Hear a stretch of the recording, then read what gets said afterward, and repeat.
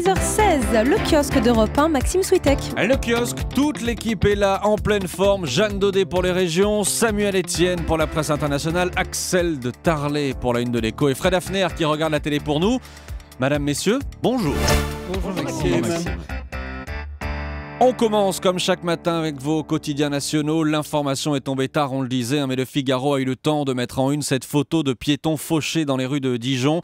Avec ce titre, après jouer les tours, un autre déséquilibré frappe Dijon. Un homme d'une quarantaine d'années qui a donc foncé délibérément dans la foule en criant Allahu Akbar. Il y a 11 blessés. 70 heures payées 40, ça c'est la une de l'Humanité. Qui fait 70 heures payées 40 ? Réponse, les urgentistes, ils sont en grève depuis ce matin. Ils seront rejoints demain par les généralistes. Y aura-t-il un médecin pendant les fêtes ? C'est ce que se demande le Parisien ce matin. Un visage en première page de Libération, celui d'Alain Juppé. Gauche, la tentation Juppé, c'est le titre du journal qui explique que l'ancien Premier ministre ferait un bon président pour 47% des Français. Sondage via Voice, Alain Juppé arrive largement en tête grâce aux électeurs de gauche qui seraient près d'1 sur 2 à être séduit. À la une des régions, Jeanne Daudet, quelles sont les unes les plus marquantes dans la presse quotidienne régionale ? J'imagine que le drame de Dijon fait aussi la une en région. Oui, notamment celle du bien public, le quotidien local de Dijon, avec cette question, acte fou ou terrorisme ? Les motivations de cet homme de 40 ans sont encore très floues ce matin. Dans un registre beaucoup plus léger, la fête de Noël qui se rapproche, les derniers cadeaux à acheter. Nord Éclair vous donne un petit coup de pouce et vous détaille 9 idées made in Lille. Exemple, la boule à neige au motif de la vieille bourse. Très chic. Enfin, Noël certes, mais avec un air de printemps, titre La Montagne. Hier, par exemple, en Auvergne, des températures entre 10 et 12 degrés, des clients à la terrasse des cafés. L'année 2014 restera comme l'une des plus chaudes de l'histoire météorologique. Jeanne, l'histoire qui vous a le plus marqué ce matin, elle est racontée par un Sud-Ouest. Une octogénaire d'une petite ville de Dordogne a été sauvée par sa factrice. Oui, Huguette a passé 6 jours coincée dans sa baignoire. 6 jours ? 6 jours. Le 5 décembre dernier, lorsqu'elle rentre dans son bain, Huguette tombe et n'arrive pas à se relever. Impossible de prévenir qui que ce soit. Elle sera finalement secourue grâce à sa factrice, donc Sylvette. Inquiète de voir la porte close plusieurs jours de suite, Sylvette donne finalement l'alerte auprès de Monsieur le maire qui se rend sur place, avertit les voisins qui heureusement possèdent le double des clés. Et c'est ensemble qu'ils découvriront la vieille dame encore consciente. Pendant 6 jours, elle n'avait pourtant consommé que l'eau du robinet de la baignoire. Alors transportée à l'hôpital aujourd'hui, Huguette va bien, elle ne vit plus seule, elle a été placée en maison de repos. Voilà, Huguette va bien, c'est ce qu'on retient. Merci Jeanne Daudet. Samuel Etienne, autre belle histoire avec vous. Celle-là, elle nous emmène très loin puisqu'elle est à la une de la presse internationale. Elle nous emmène en Indonésie. Oui Maxime, c'est presque un conte de Noël, ceci près que l'histoire est vraie. Tout le monde se souvient du tsunami qui a ravagé plusieurs pays de l'océan Indien en 2004. Oui. On va commémorer d'ailleurs l'anniversaire dans quelques jours, le 26 décembre. Et le quotidien espagnol El Mundo nous rapporte cette histoire, celle d'un couple indonésien, Septi et Jamila. Le 26 décembre, ils sont avec leurs 3 enfants dans la région d'Aceh. Ils voient l'eau arriver, tentent de s'enfuir, mais l'eau les rattrape, les avale. Le père arrive à faire monter ses 2 plus jeunes enfants, une fille et un garçon, sur une table qui flotte, mais le courant est trop fort, la table s'éloigne, les enfants disparaissent pendant des jours, des semaines, des mois. Septi et Jamila vont chercher leurs enfants en vain. Mais l'histoire ne s'arrête pas là, bien sûr. La vie a continué pendant 4 ans. La mère est tombée dans une grave dépression. La famille a déménagé dans une autre région. La vie a repris son cours, malgré tout. Et puis un jour, un coup de fil du frère de Jamila. Lui, il est resté dans la région d'Aceh. Il raconte, il était à la terrasse d'un café. Il a vu passer une jeune fille. Il le jure, c'est le portrait craché de Raudatul, leur fille disparue. Il s'est renseigné, c'est une orpheline qui a été recueillie après le tsunami. Une photo est envoyée à Jamila. 10 ans après, donc, c'est bien sa fille.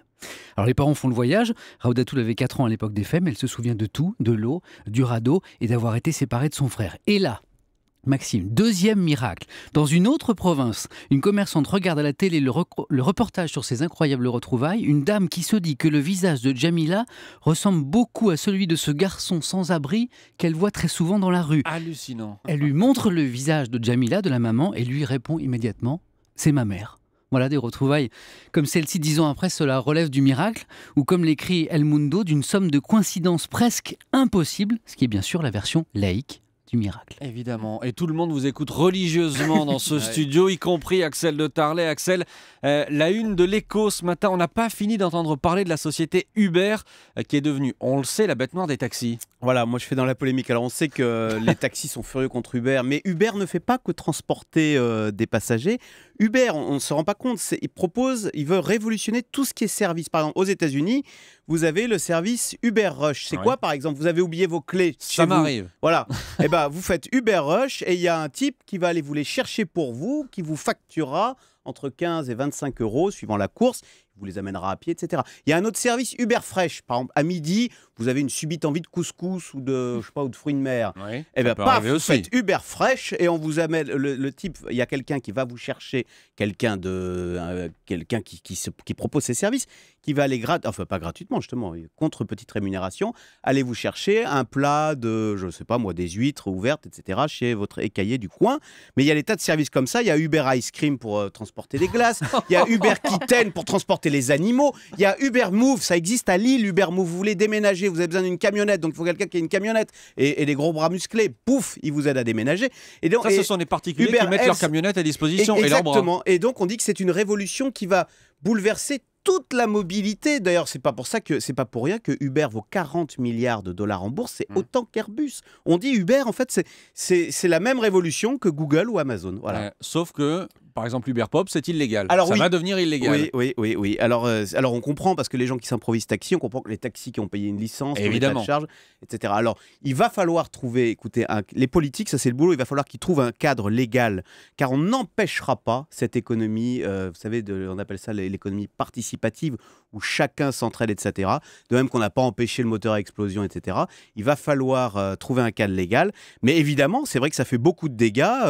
On a vu dans la musique et dans la presse écrite comment Internet a tout cassé. Eh bien là, oui, c'est vrai, Internet va changer énormément de choses. La bonne nouvelle, c'est que quand même, ça donne des possibilités à des tas de gens qui n'ont pas accès aujourd'hui Mais pour vous, Axel, c'est bien à la loi de s'adapter.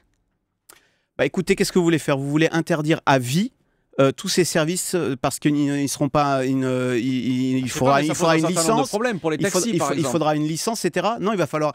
L'avenir, c'est ce que dit Attali. Alors, je ne suis pas un grand penseur, mais c'est l'auto-entrepreneuriat où chacun, si vous voulez, les grandes corporations qui ont été prévues après-guerre, ça va peut-être s'étioler. Et on aura peut-être plus de petits services. C'est l'économie participative. Et je sens effectivement c'est un vaste débat. On va beaucoup reparler de ce débat et d'Uber dans les mois qui viennent. Fred Hafner à la télé ce soir. Alors là aussi, on replonge dans la magie de Noël.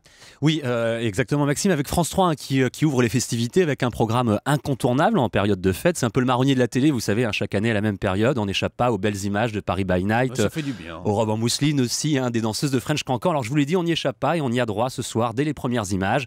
Paris écrit en lettres d'or sur l'écran et dès les premières minutes, les gambettes du paradis latin sur Offenbach, bien sûr.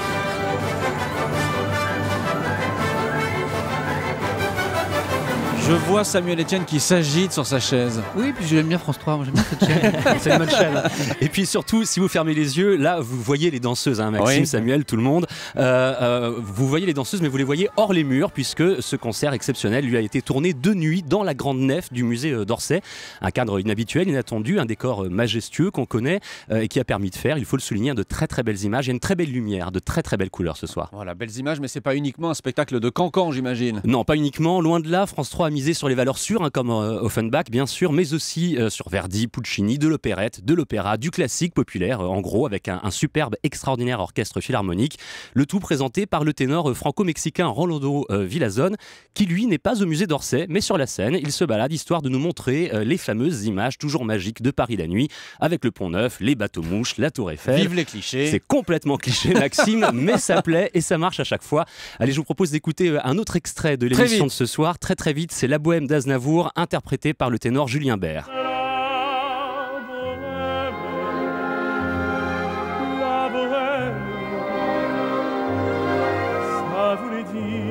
J'avais dit très vite, on doit déjà arrêter. Mais rendez-vous donc ce soir, Paris en fête, la grande soirée musicale de France 3, présentée par Rolando Villazón. C'est donc à 20h45. Madame, messieurs, merci beaucoup pour le kiosque. Je vous dis à demain, évidemment, ou à tout à l'heure pour ceux qui reviennent dans cette matinale, bien sûr.